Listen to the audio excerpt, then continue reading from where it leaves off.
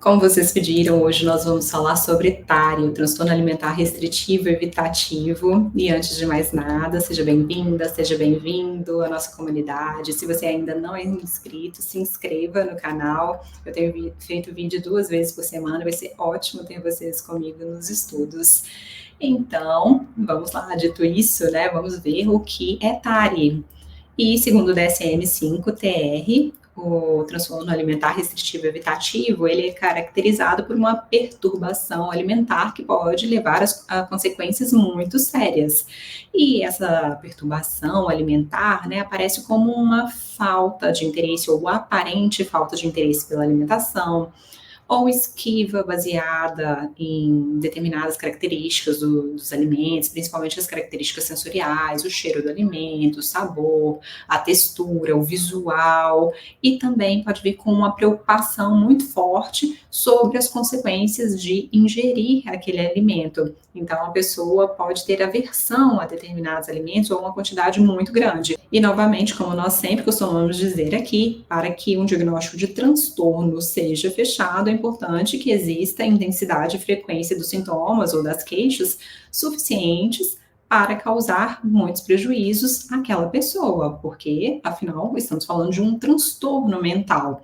E aqui, esses prejuízos, eles vão ser caracterizados basicamente por 4 aspectos, que são a perda de peso significativa. Se a pessoa estiver numa fase de desenvolvimento, se é uma criança, ela pode não ganhar peso e também ficar com atraso no crescimento, pode não se desenvolver de forma adequada, às vezes o cabelo, né, fica muito frágil, a pele também.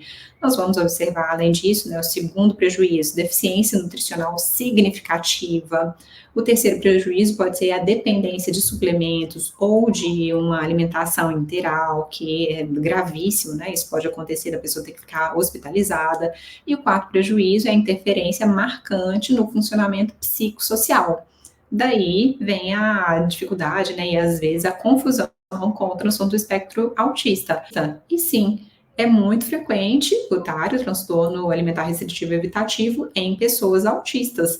Mas é importante fazer a avaliação direitinho, porque pode ser apenas um transtorno alimentar e pode ser apenas o autismo sozinho também. Às vezes, só o autismo, com as dificuldades, por exemplo, de flexibilidade mental, às vezes por uma inflexibilidade a pessoa tem uma restrição alimentar, e às vezes por reatividade aumentada dos estímulos sensoriais, também tem uma restrição alimentar. Mas se não for tão grave a ponto, né, de chamar a atenção mais para isso, talvez não haja necessidade dos 2 diagnósticos.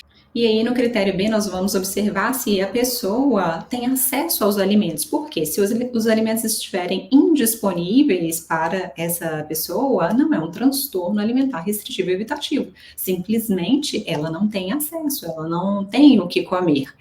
E um outro ponto é se o jejum é cultural. Então, se ela estiver fazendo uma restrição por conta da religião, por hábitos culturais mesmo, então também não é um transtorno.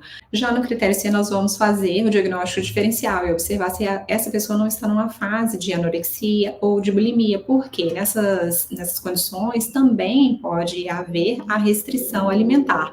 Agora, uma diferença é que no transtorno alimentar restritivo evitativo, a pessoa geralmente não tem uma preocupação com a sua imagem. Então, no caso da anorexia, a pessoa deixa de comer porque ela quer se manter magra, porque ela não consegue ter uma percepção real sobre as suas formas, ela sempre se acha gorda, então vai fazendo a restrição. No caso da bulimia, tem um comportamento purgativo, então ela quer eliminar aquele alimento que foi ingerido, porque ela sente que comeu além da conta, porque ela quer se manter também mais magra. Enfim, tem uma série de características e fatores que precisam ser observados. Mas no caso do TARI, a pessoa não vai ter essa preocupação muito forte.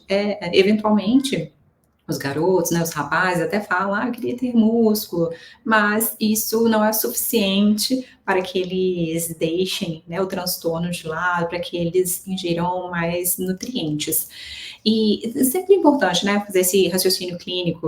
Eu trabalhava no hospital e estava atendendo uma vez uma moça que tinha tido, né, era uma paciente oncológica, e ela teve uma intercorrência e ficou tetraplégica. E de repente ela deixou de comer também. E a equipe ficou muito preocupada, imaginando que ela pudesse querer se suicidar, né, que ela quisesse morrer, então por isso não estava ingerindo nenhum alimento. E aí a equipe, né, de nutricionistas fazia bichinho no prato, enfeitava a comida, e ela não comia nada. Passou dias ali, né, sem comer, e eu fazia fisioterapia respiratória. E um dia eu perguntei a ela por que ela não estava comendo, né? Perguntei de forma ingênua, espontânea. Ela falou: Lígia, eu não sinto sabor. Eu não sinto mais o cheiro da comida, não sei se é por conta dos medicamentos que eu tomo ou pela fase. Então, a comida tem que ser muito temperada para me apetecer. Então, olha só como a gente não pode basear nossa prática clínica em inferências. É importante perguntar, é importante investigar. E aí, bastou, né, fazer um macarrão com queijo ralado, colocar mais tempero, e ela voltou a se alimentar adequadamente. Inclusive, depois nós ficamos sabendo que durante esse período em que a equipe achava que ela estava fazendo uma restrição muito severa, na verdade, a mãe trazia comidas de fora, hambúrguer do McDonald's e outras comidas. Então, quer dizer, ela estava se mantendo, de certa forma, nutrida. Mas a questão é essa, o diagnóstico diferencial é muito importante. E o critério D é justamente esse: verificar se essa restrição alimentar não está sendo provocada por uma outra condição médica, um outro transtorno mental. Mas, de qualquer forma, essas dificuldades na alimentação e essa seletividade alimentar costuma ser muito desafiadora. Em alguns casos, vai passando à medida que a criança, a pessoa vai sendo exposta a determinados alimentos, vai perdendo o medo de ingerir, né, alguns alimentos que podem provocar a aversão, à medida que ela vai se acostumando com os aromas, né, vai sentindo a textura, os sabores.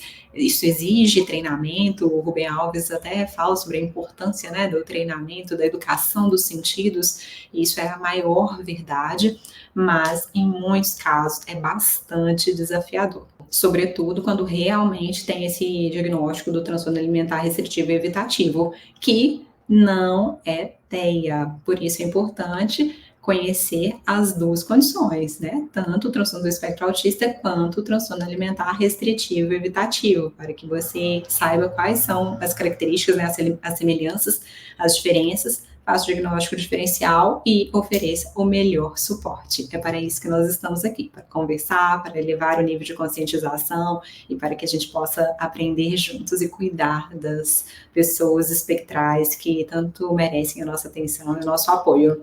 Então, se você gostou do vídeo, por favor, curta, comente aqui se você tiver alguma sugestão de um outro tema para que a gente aborde em outro vídeo. Vai ser um prazer, gosto muito de estudar com vocês.